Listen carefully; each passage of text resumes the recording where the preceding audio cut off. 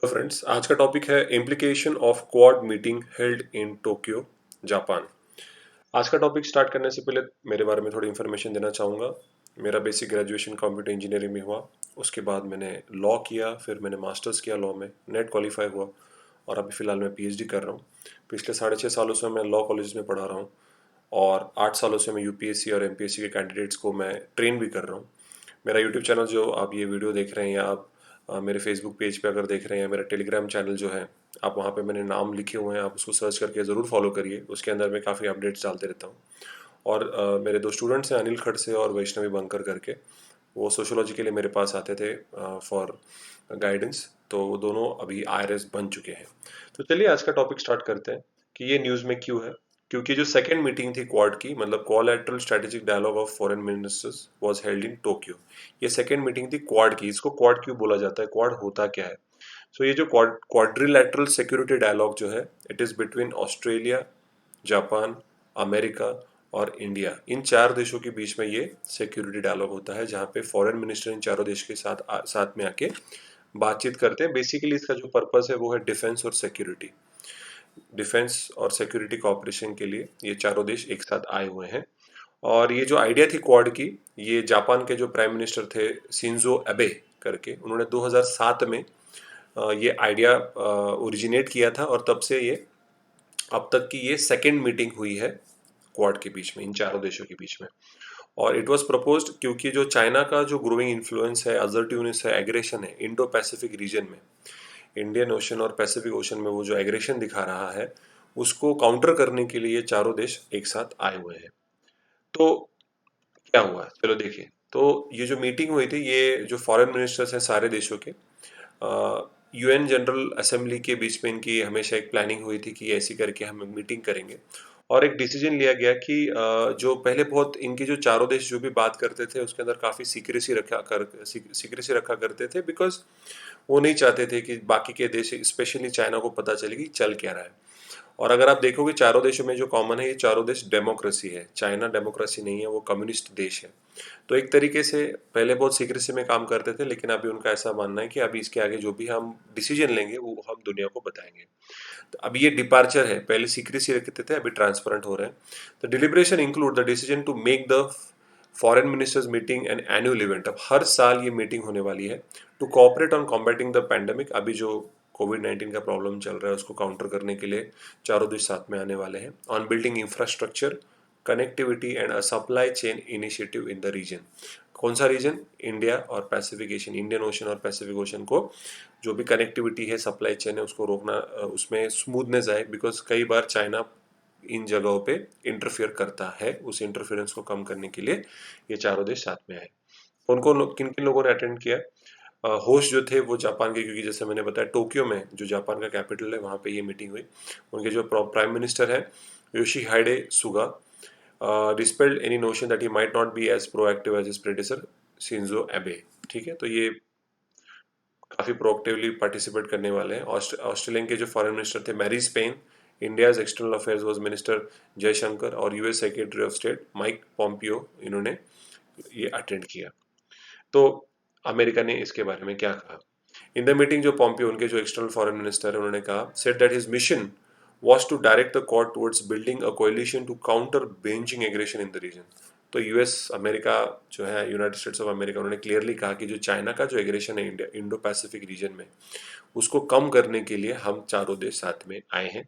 This pointed out to the LAC stand off, आपको पता होगा, line of actual control. India और China के बीच में जो भी स्टैंड अप हुआ साइन चीन में, और जो अक्साई चीन एरिया जो है उसमें आपने को पता ही होगा कि कितना चाइना ने एग्रेसिवली इंटरफियर करने की कोशिश की।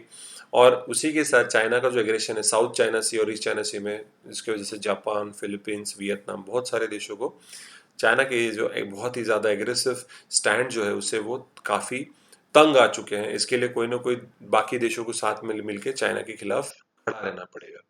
His proposal did not only seem to be just a coalition of democracies committed to a free and open Indo-Pacific। ठीक है, कि भैया ये जो इंडो पैसिफिक रीजन जो है वहाँ पे फ्री और ओपन ट्रांसपोर्टेशन होना चाहिए, goods and services as well as people should be able to move freely in this area. But also seems like the US is keen on turning the Quad into a full-fledged military alliance of countries facing tensions with China. देखिए अभी सिर्फ हम देख रहे हैं तो ज़्यादातर economic perspective पे ज़्यादातर ध्यान दिया जा रहा था, लेकिन अभी धीरे धीरे अमेरिका का जो इंटेंशन लग रहा है कि एक मिलिट्री अलायंस बनाई जाए इन चारों देशों के बीच में, तो चाइना काफ़ी टेंशन में आ सकता है, क्योंकि आप देख सकते हो इंडिया, जापान, ऑस्ट्रेलिया और वहाँ से अमेरिका साथ में अगर आ गए, इनकी मिलिट्री अलायंस अगर हो गई, तो चाइना को बहुत प्रॉब्लम हो सकती है। तो ऑब्वियसली चाइना वरीड है, तो लेकिन क्यों वरीड है उसको और डिटेल में देखते हैं। The meeting took place in the backdrop of China's aggressive military behavior in the Indo-Pacific, South China Sea, along the line of actual control in eastern Ladakh. आपको पता ही होगा इंडिया के साथ तो काफी पंगे हुए हैं चाइना के, बाकी के देशों के साथ भी हुआ है। और अभी धीरे धीरे चाइना ने बोलने, अभी जो क्वाड जो है उसको धीरे धीरे एशियन नेटो करके बताया जा रहा है, ताकि उनको लग रहा है कि धीरे धीरे ये मिलिट्री अलायंस बनेगी और चाइना के खिलाफ ये लोग खड़े हो जाएंगे। और कभी भी अगर चाइना ने ज़्यादा प्रॉब्लम क्रिएट किया तो चारों देश चाइना को बॉयकॉट कर सकते हैं फ्यूचर में, अगर ऐसा कुछ प्रॉब्लम होता है तो। देखिए लेकिन क्या करना चाहिए, देखिए एप्रीहेंशन होना, डर लगना, या चाइना को ऐसा वरी फील करना, या अमेरिका का जो एग्रेसिव स्टैंड है वो सब ठीक है, लेकिन इंडिया, ओवरऑल इंडिया ने क्या करना चाहिए, क्या आगे का फ्यूचर क्या होना चाहिए। स्ट्रेटेजिक ऑटोनॉमी होनी चाहिए इंडो पैसिफिक रीजन में, किसी भी एक देश ने नहीं बताना चाहिए कि क्या करना चाहिए इस रीजन में, चाहे वो चाइना हो, चाहे वो इंडिया हो, जापान हो, Australia, America. No country can control any specific region, Indian Ocean, Pacific Ocean, Atlantic Ocean, कोई कंट्रोल नहीं कर सकता, ठीक है। The government should not downplay the import of such openly stated intention. देखिए कि आप, स्ट्रैटेजिक ऑटोनॉमी बहुत इंपॉर्टेंट है, और चाइना का जो एग्रेसिव स्टैंड है उसको उनको कम करना ही पड़ेगा, एक देश पूरा रीजन कंट्रोल नहीं कर सकता। While Japan and Australia are bound by alliance treaties to the US, देखिए जापान ऑस्ट्रेलिया की तो ट्रीटीज हैं, लेकिन इंडिया की अगर बात करें, thus far chartered its course on strategic autonomy. देखिए मिलिट्री अलायंस में अगर आप देखोगे, ज़्यादातर इंडिया मिलिट्री अलायंस के लिए किसी के साथ ज़्यादा फेवर नहीं करता है कि यूएस के मिलिट्री पोस्ट हो इंडिया में, अमेरिकन सोल्जर्स इंडियन पोस्ट में खड़े रहे, नहीं। हम हमेशा स्ट्रैटेजिक ऑटोनॉमी को ज़्यादा महत्व देते हैं, किसी देश के साथ हम मिलिट्री अलायंस नहीं करते, ठीक है। मिस्टर पॉम्पियो, जो कि अमेरिका के एक्सटर्नल मिनिस्टर है, words point two an interest in bringing India into bilateral tensions in the Indo Pacific. देखिए अगर हम अमेरिका के साथ मिलिट्री अलायंस कर लेंगे तो ऑब्वियसली चाइना खुश नहीं होगा, और ये आपको ध्यान में रखना बहुत ज़रूरी है।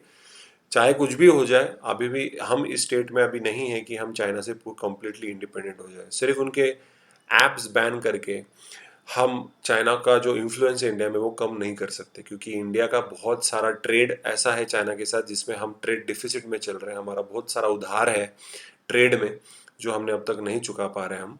इसके लिए हम अभी भी चाइना पे काफ़ी चीज़ों पे रिलाई करते हैं। ही ऑल्सो इन्वाइटेड, मतलब जो अमेरिका के मिस्टर पॉम्पियो है, उन्होंने invited the Quad to take a role in India China tension as well. America ने बोला कि जो भी इंडिया टेंशन फील कर रहा है, तो जापान और ऑस्ट्रेलिया ने भी चाइना को प्रेशराइज करना चाहिए कि आप इंटरफियर, आप इंडिया को ऐसे उनके रीजन में आप इंटरफियर नहीं कर सकते।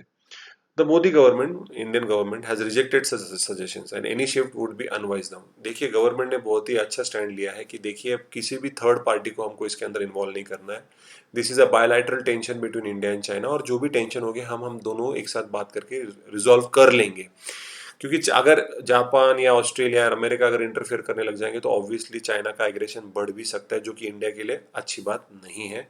हमारे नेबर से हम उनके साथ ज़्यादा भाग नहीं सकते, हमको उनके साथ बैठ के काम करना पड़ेगा, वो हमारे नेबर है।